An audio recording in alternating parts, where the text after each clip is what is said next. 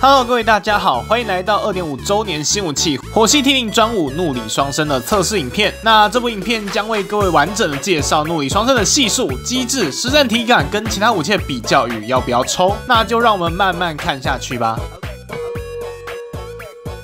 怒李双生的技能可以分为2段，第一段为往前释放10发剑气，按下武器后约1秒可以再次点击，点击后可释放第2段剑气。第2段技能可以扣着10秒，并且不影响 CD， 在这期间没有主动释放，时间到会自动释放双刃剑气。第2段剑气具有控制跟叠加5秒火灵之势的效果，火灵之势的时间可以与卫理大招效果叠加。再来我们看一下星级效果，双生满线效果为对恶龙额外15%伤害 ，CD 为33.5秒是正常的冷却秒数，总体 效果贴近卫理的专精，为目前最强的灭龙武器。比较重要的是突破效果，这边我们先稍微带过。下一个部分我会细讲。一阶为额外释放4道剑气，卫理拿的时候会多2道变为6道，并且额外的那2道伤害不会衰减。再来2阶提供20%几率产生1.3倍暴击，3阶则给到生存面。双生第2段剑气命中处于火灵之势的 BOSS 时，不论火灵之势是来自于卫理大招，又或者是来自于双生的附加，都能降低 BOSS 25%的攻击。一般角色持有时 则会降低 BOSS 5% 攻击，连续开最高可以跌到50%，算是把卫理的生存面都放到武器上了。4阶效果为武器伤害加10%，实际算起来整体强化约 8.6%。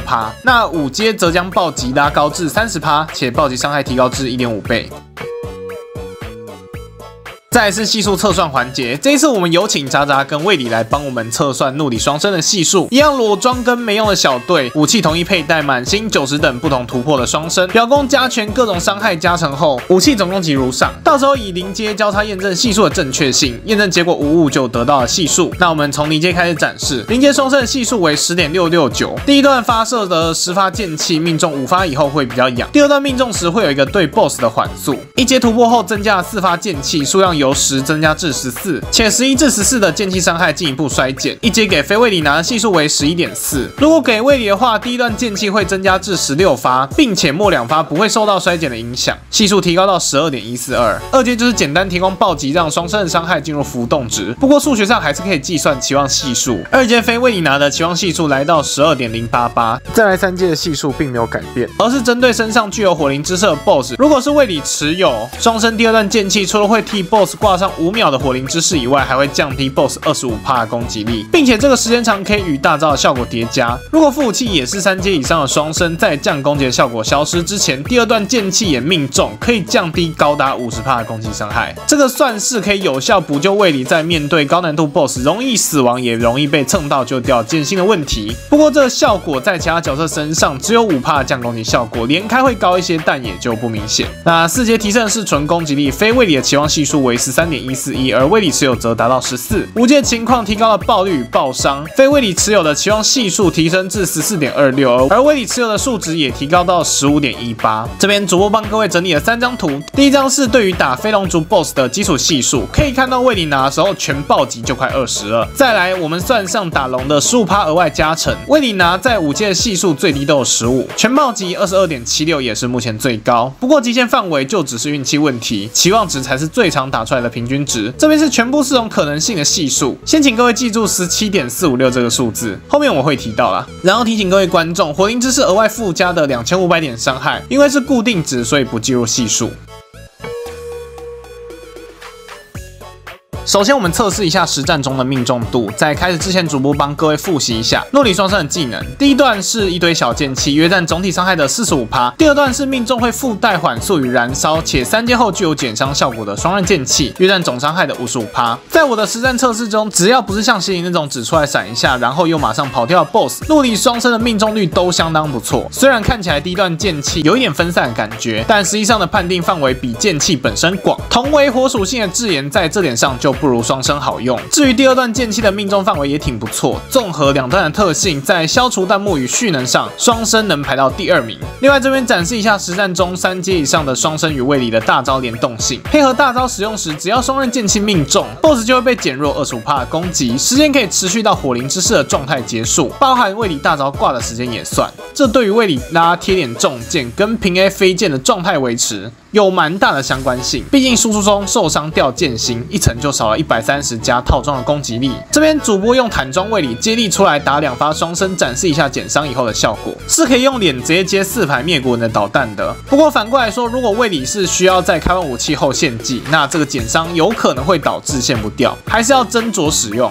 再来是背板能力，因为双生的攻击都是往前飞，背板能力就取决于剑气的判定范围。第一段剑气的判定范围比较广，贴背可以打到，第二段则会全空，也就是只能打到45%的伤害。而如果把这个背板距离拉远，双生是完全打不到的。虽然说双生贴背可以打到啦，但这个判定距离其实也挺微妙的。王健的背板刚好就处于边界值，第一发没打到前段，而第二发打到了。至于双生面对不可消弹幕的体感，尽管瞄准上要对齐 BOSS， 但因为判定范围蛮广的，边打边躲的命中率其实也不错。比较大的问题是剑气会遮住攻击，在闪躲时有时候会看不到弹幕，3阶以下开到死的几率蛮高的，算是一个小缺点。再来跑图时，双生的保命性也不错。我觉得最主要优点在于双刃剑气如果没有命中 BOSS 就不会产生缓速，跑图时释放时整体的手感与画面流畅度很好。这个是紫电、龙化笔等等有自由帧的武器在跑图上不如的地方。而在打上天的部分，我觉得最主要还是依靠位里的跳跃能力以及剑气的判定范围。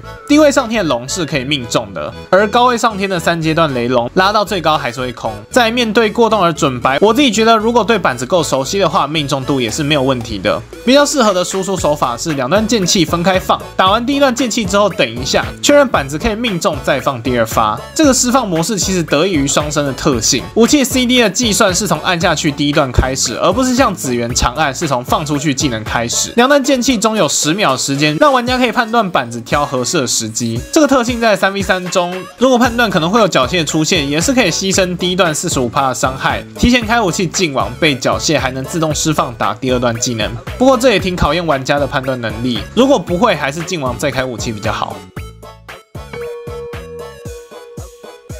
双生这把武器的系数与主播3个月以前紫电测试影片所推算的 17.51 只差了 0.05， 也就是说目前的武器成长差不多就是3到4%。这个幅度我们安在新的系数表上以后，可以看一下作为火系 T0.5 的智妍与同样特工打龙的如龙灵渊跟怒里双生之间的差距，并且可以预测下一把武器打特工给专属角色持有的系数可能会落在18。不过在火系层面，没有智妍就得抽双生了。可能会有玩家想说，那朱雀跟赤焰龙袭是否可以做一个下位平替？这边我们直接假设固定攻击力8000，用大招系数跟武器期望系数做推算。首先看到下面那区，这区就是纯打主武器的累积伤害。为你拿双生的伤害没有意外最高，不过拿智妍的优势在于 CD 更短更快就可以打出下一发。不过总体速度优势只能维持差不多160秒，在更长时间就算多打一发，双生的伤害也跟它差不多。至于赤焰龙袭跟朱雀，赤焰龙袭就算等大火，总体伤害比起智妍都有一段的落差，而朱雀拿来当主武器，伤害接近双生的一半，如果冲刺空掉，那就是笑话。至于如果搭配大招使用，我们看到上面那区，如果是朱雀拉重剑，第一发武器确实比双生开飞剑高，但是这个情况在第2发武器马上被反超，而智妍在第3发武器也达成弯刀超车，只有赤焰龙袭跟他在后期不相上下。所以位里玩家除了只打一发武器就献祭的人以外，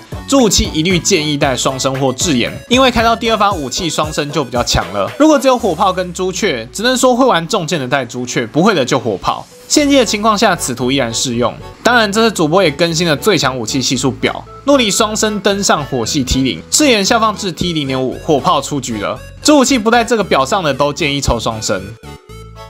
最后就是主播抽取建议了，双生的强度毋庸置疑。对于没有智妍的玩家，我觉得一定要抽双生，抽取阶数2阶起步。至于3阶，如果对技术有信心的，补或不补没有差别，不要被打到就没有减伤发挥的余地。尤其是拿来当2棒的玩家，可以先拿资源去补命格，但如果是屯鼠兼手残党玩家，3阶是肯定要弄的，对于生存跟剑心的维持有一定的效果。另外，小课长跟强度党玩家，因为最近武道会刚结束，需要拿位里首发硬拼配置的机会偏少，4阶的 CP 值还算不错。复刻如果有 step 奖励，再抽到5阶就好。大课长除了直上5阶以外，是否要5+5取决于位里的用途。3v3如果2王配合重剑，一把5阶双生副武器带朱雀就好。如果不喜欢拉重剑，想要伤害更稳定，又或者分给其他角色使用，5+5的双生可以考虑，但也斥资不菲啦。关于怒里双生的测试影片就到这边，不知道各位会不会抽这把武器呢？针对主播的评价与分析，有没有听不懂，或者是还有疑问的地方，可以在下面留言让主播知道。那就记得点赞、订阅、分享。还没看过胃里的影片，赶快回去补看。祝大家新版本欧气满满，抽奖都有一个好结果喽！